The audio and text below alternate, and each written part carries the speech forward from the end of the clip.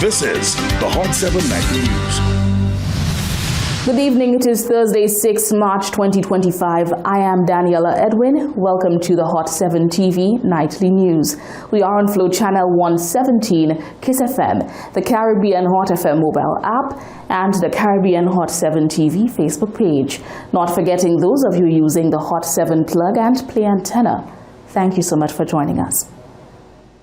On Thursday, March 6, 2025, the St. Joseph's Convent gathered at Derek Walcott Square to celebrate International Women's Day, officially observed on March 8th yearly. In partnership with representatives of the Department for Gender Affairs, the event highlighted the ambitions and achievement of women with a women-led opening ceremony and entrepreneurial exhibits. Representatives of the St. Joseph's Convent, or SJC, and Department for Gender Affairs collaborated for an early observation of International Women's Day this Thursday, March 6, 2025, at the Derek Walcott Square. The day, officially celebrated on March 8th annually, allowed students to engage a series of women-led activities to include an opening ceremony and entrepreneurial displays. Principal of the convent, Rosaria August, says this is the school's third consecutive observation of the day. She spoke with pride and excitement about students' demonstration of business and leadership skills as young women who will go on to encourage other women to aim high and be self-sufficient. Well, as you all are aware, St. Joseph's Convent is an all-girls school, so for International Women's Day, we always celebrate in a big way. So this year we've partnered with the Department of Gender Affairs, and we are showcasing the small businesses, so we're doing an entrepreneurship workshop. In addition, we are also presenting certain aspects of our co-curriculum program, so we'll have students as part of the entertainment program. So if I want to say that we have 64 students who are participating in the entrepreneurship workshop. These are students as young as our Form 1s who have small businesses. And our primary focus as a school that tries to ensure the holistic development of students is that we provide opportunities for them to develop their talents and their skills, their creativity, to build their self-confidence, and of course it's an opportunity for them to actually generate revenue.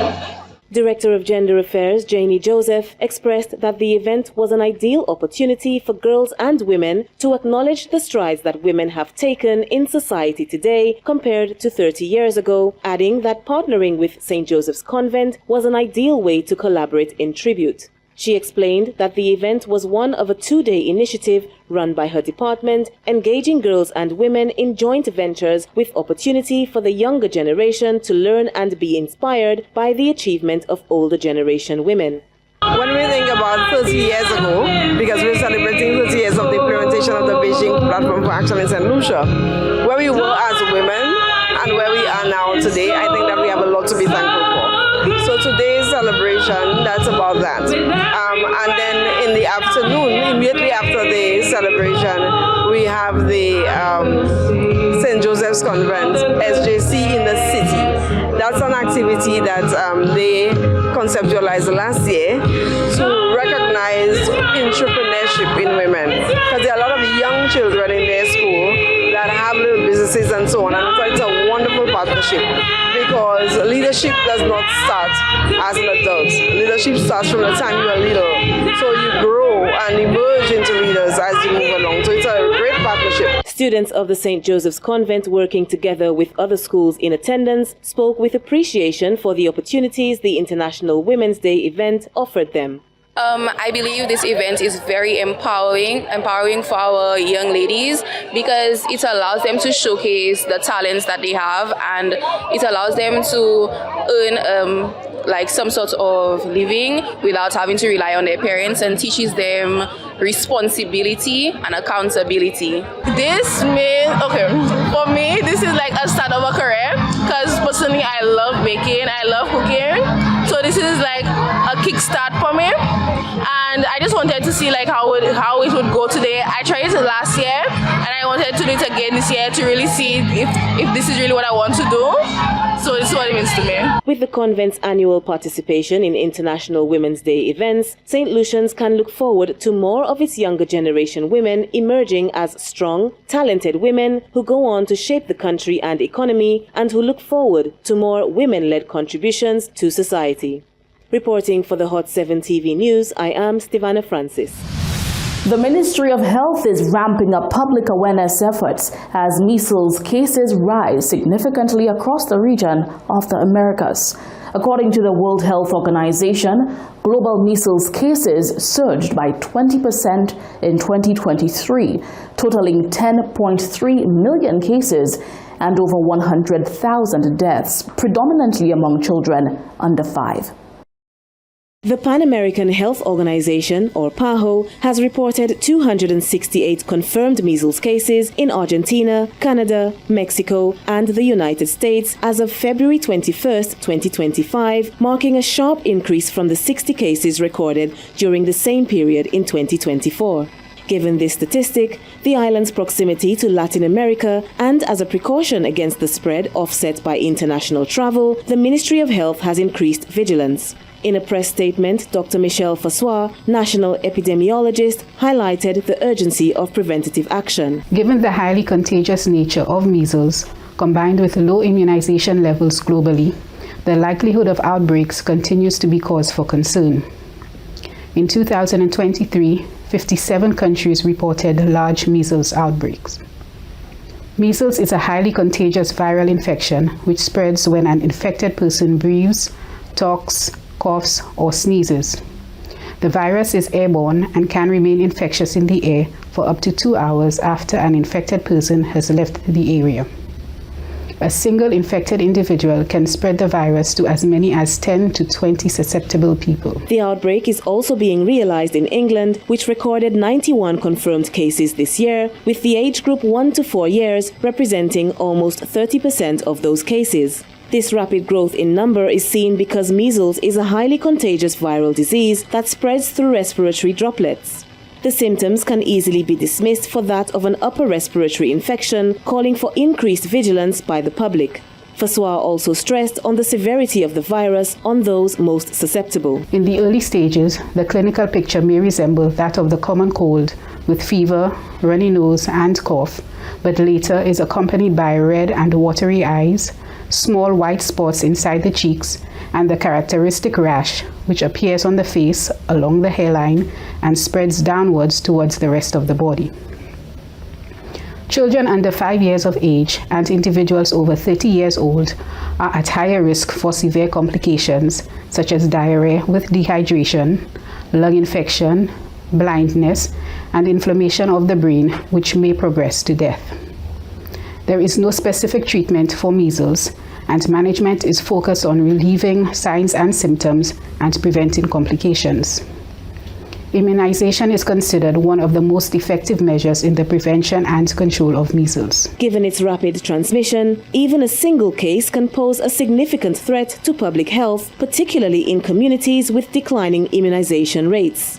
She further emphasized the necessity of a robust immunity action plan as there is no specific treatment, leaving vaccination the most effective preventive measure. The mumps, measles, and rubella vaccine, or MMR vaccine, is available at wellness centers across the island at no cost to the public.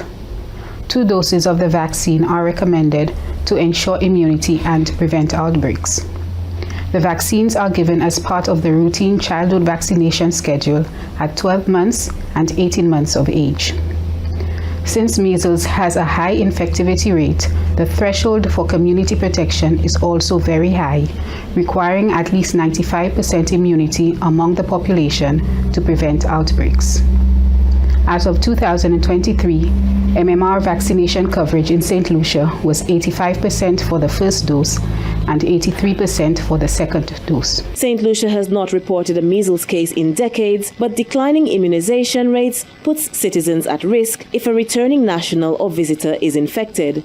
With the busy cruise ship season, the public is being urged to minimize the risk of measles by ensuring children receive both doses of the MMR vaccine according to the recommended schedule, verify vaccination status at the nearest wellness center if uncertain, stay informed about measles outbreaks before traveling, monitor for symptoms, particularly after contact with individuals from affected areas, and practice good hygiene, including frequent hand washing and proper respiratory etiquette.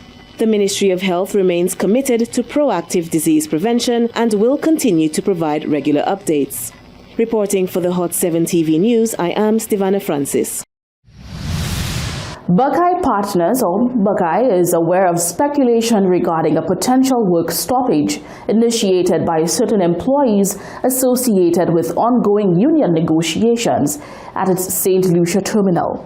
Buckeye has been working in good faith and on positive terms with the National Workers' Union in furtherance of mutually executing a labor contract that will formalize Buckeye's relationship with the NWU in Saint Lucia. Throughout this process, Buckeye has respected its Saint Lucia employees' right to organize and has collaborated with the NWU to progress negotiations at a pace deemed appropriate by both parties. At this time, they do not anticipate any operational disruptions. Buckeye continues to work with the NWU to address its questions and concerns and looks forward to concluding negotiations to arrive at a labor contract that is acceptable to both Buckeye and the NWU in the near future. Still in the first segment of the broadcast, the POV. Today you shared your thoughts on the speculations of a disruption in the island's fuel supply. Here is your point of view. Gas stations across the island noticed an influx of customers Wednesday night following online speculations of a shortage in supply. According to these speculations, the alleged impending disruption is attributed to industrial action by employees of the supplier.